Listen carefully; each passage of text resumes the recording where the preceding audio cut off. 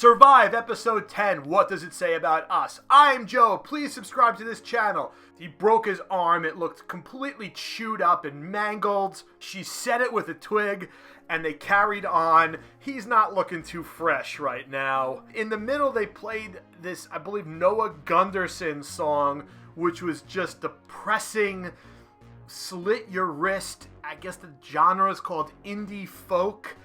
Oh my god, it was just really, really depressing song, but it fit. He just looks like stir-fried poo.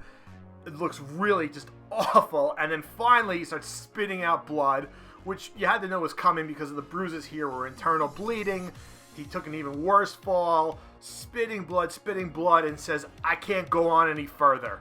You have to go get help, and he's going to stay there while she goes on further. The first callback and the first full circle moment of this episode, before she leaves, he tells her, if I die, I want you to know it's not your fault.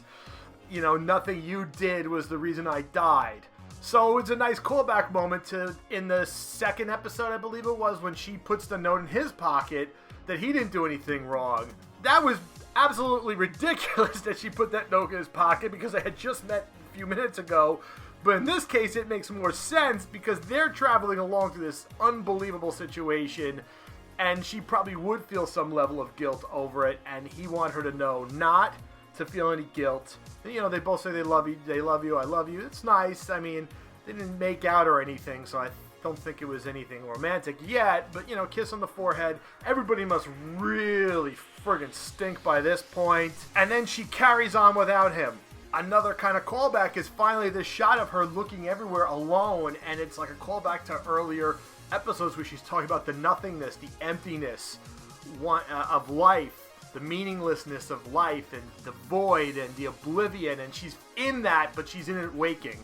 She's in a waking oblivion, she's in a waking endlessness, a waking emptiness.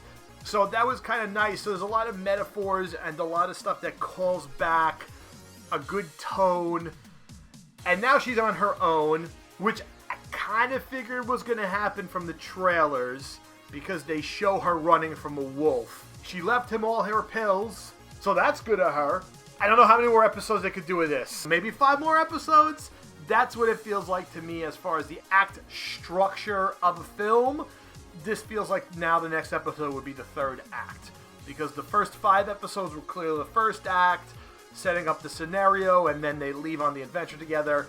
The middle part was the 5 to 10, and this has to be the start of the third act, so maybe there's only 5 more episodes left. I wonder if they'll do a Survive Season 2. Somehow Jane ends up in another situation like this. Thumbs up to this episode. I hope you liked this video. Please subscribe to our channel. Until next time, I'm Joe.